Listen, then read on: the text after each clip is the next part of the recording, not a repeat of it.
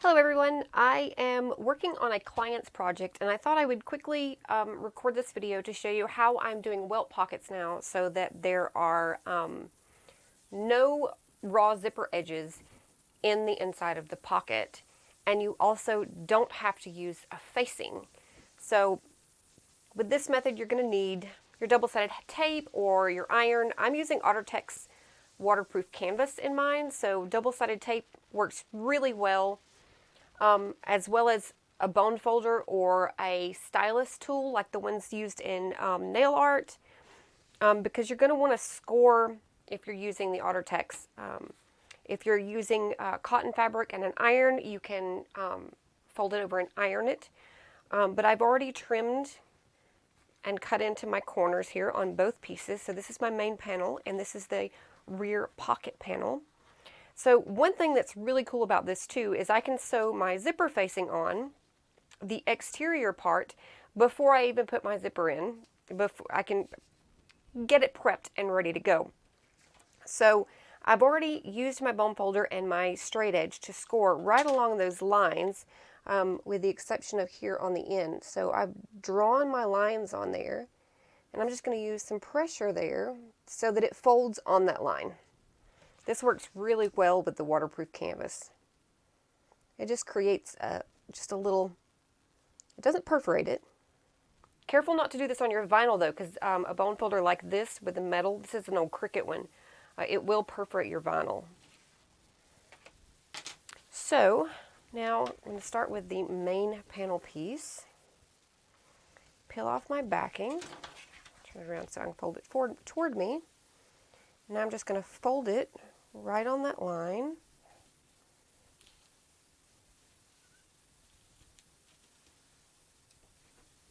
And I like to use a brayer just to go over it and make sure that it's adhered nicely. It also doesn't keep popping up once I place it down and run the brayer over it. So there's that side. I'll get the other side.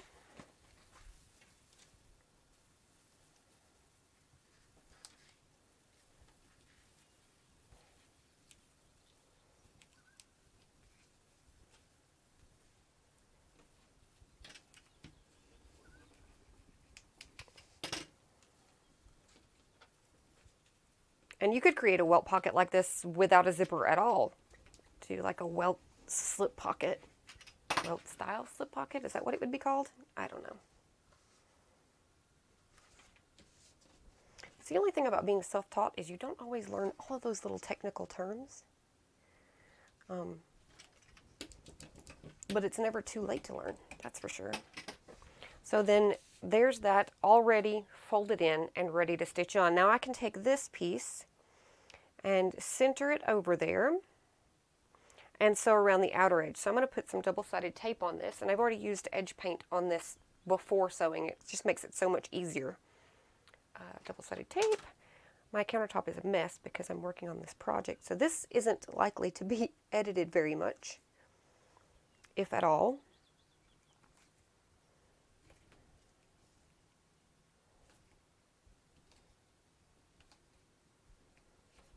I tried to get as much prep done beforehand so that you weren't watching me do all these little things. I just forgot to do this one piece.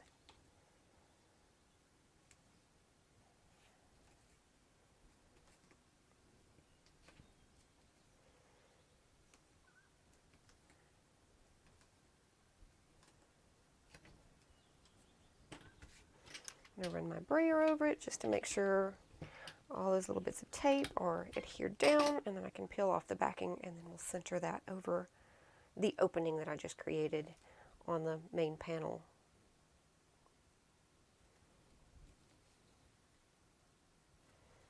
Now this is likely to be the new pattern that I'll have out pretty soon. It's very similar to the Sarah, only it's quite a bit larger and it has different features. So I'm going to center that right over that opening. Give it a little press. Make sure everything is, ow! That nail's going to break before the end of the day, I promise.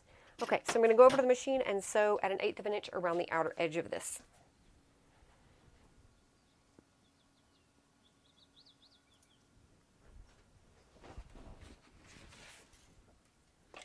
Okay, I like to start at the bottom.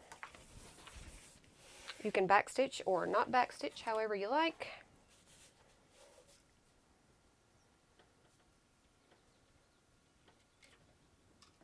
I already have my length set.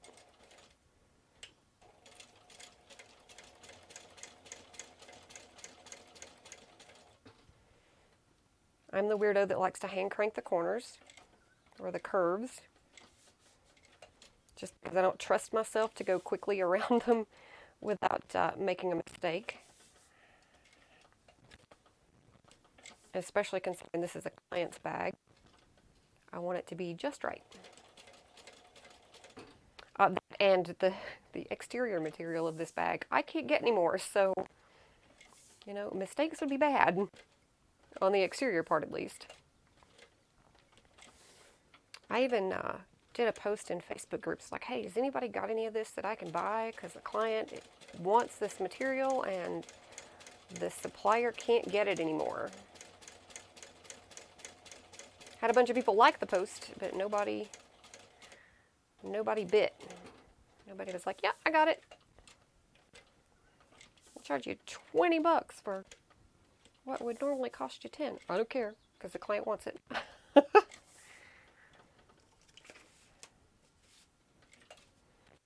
I'm loving this pale pink and black, especially in the areas where I've done top stitching. It looks so cool.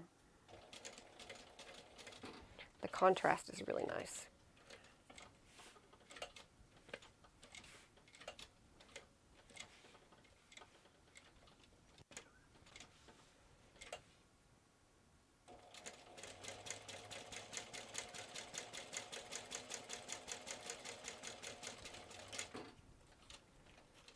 All right, so that's the outer edge stitched. Come on over here. All right, so that's what we have currently. We'll go back over to the counter and get everything pieced together. And then we'll just have one more stitch around to do, at least for getting that bit attached. Okay, so this part is done. And I'll find my zipper eventually. This is my zipper piece. It's a little long, but that's okay. I can trim the ends when actually, I don't even need to trim the ends because they'll be hidden. Let me just put my zipper pull on really quickly. See, I wasn't as prepped as I thought I was. You don't often get to see me do unedited videos. So this should be fun. All right, zipper is on. So what I like to do is pull my pull over to right where it's going to be, which is right there.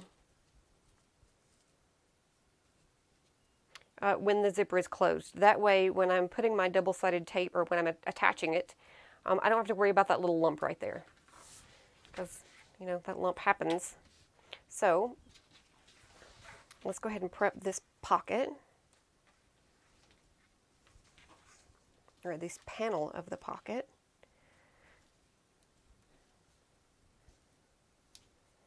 I love that the autotex waterproof canvas can be scored like that, because it makes doing things like this so much easier. And I like using this as my lining material. It's so much more durable than other things.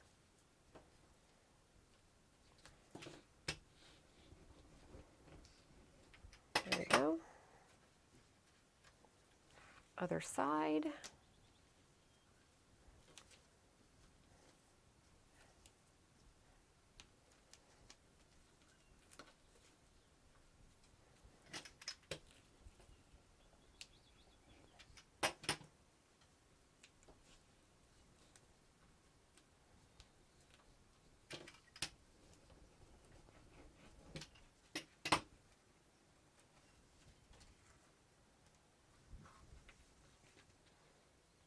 Does anybody else have a work area that looks like this when you're in the middle of a project. Like, it just, I can just clean this room up, just organize my countertops and everything, and by the time I'm halfway through the next project, it looks the same way again.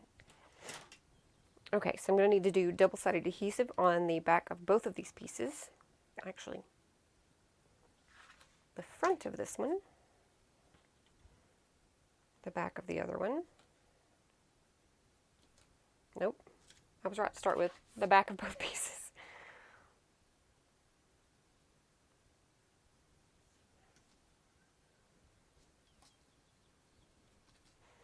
I can hear your thoughts right now. You're saying, nope, nope, you were wrong the first time. It's the back, or you were right the first time.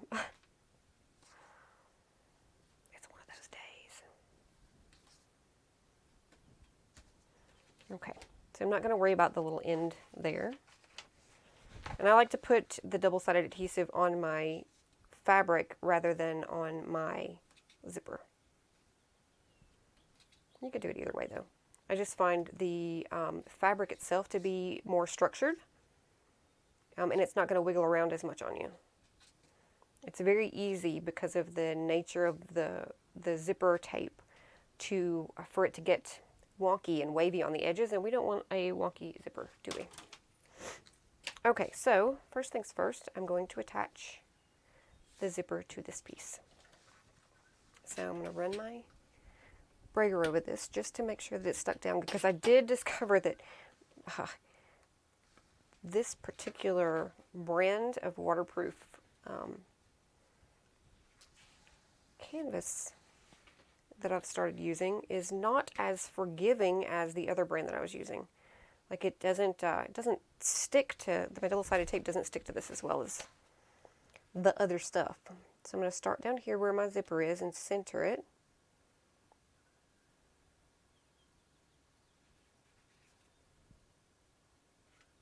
There we go. I'm just going to press everything down. I can even take my brayer and just run right along the edge, just to make sure that we're stuck good, because we're going to attach the back next. So with the zipper here, I'm not going to attach this piece.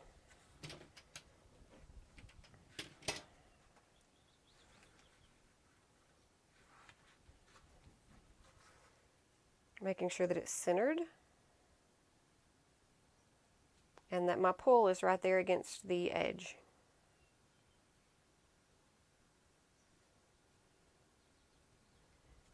So I'm going to press that in place, run my brayer along it. Now this may take a little bit longer, but for people who have issues with when turning the welt pocket out, with the corners being kind of wonky and things like that, doing it this way, you don't have to worry about those wonky corners. Now look how neat that is. So we're going to go over and top stitch around this edge and then attach the rest of the pocket like we normally would. So let's go over to the machine and do our top stitching.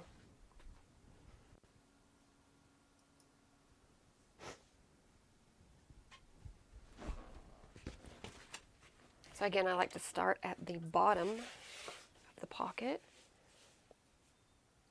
Oh, see, I forgot I need to change the foot for this one.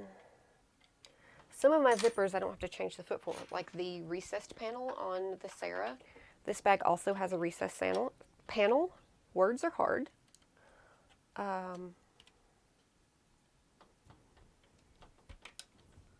So I don't usually have to change it out for that, but for this I will, just so that we can make sure that our stitches are nice and neat.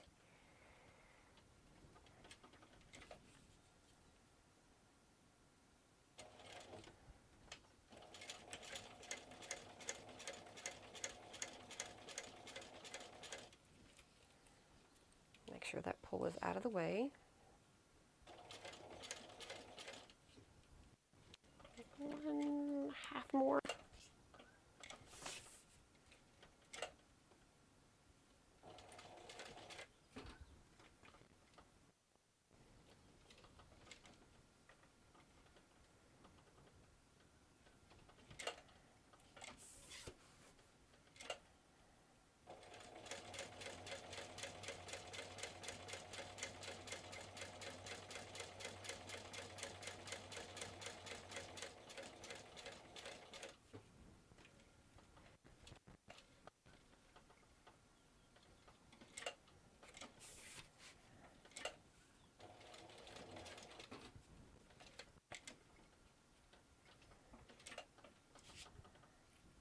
going to go ahead and clip this thread out of the way.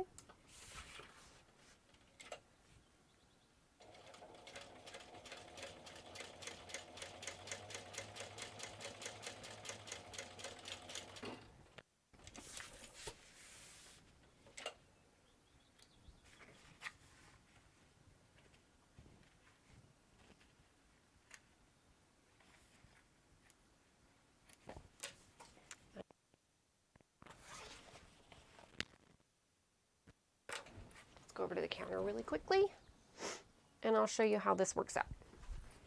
So now the front of your pocket looks really nice with its facing, and when you flip it over there's no raw edges. So yay! Although I do have a stitch that messed up right there, but that's okay, I can fix that.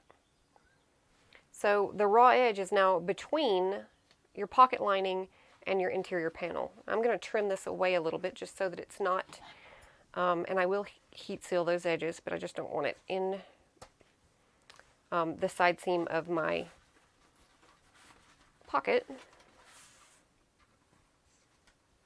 Not that I couldn't just move it out of the way, but there we go. That is the alternate method for doing the welt pockets that I've come up with, so that you don't have to worry about sewing in a facing, and you also don't have to worry about having the raw edges on the inside of your pocket. So I hope this helps some of you with a new way of doing something. Have a great day, and I will see you all next time. Bye.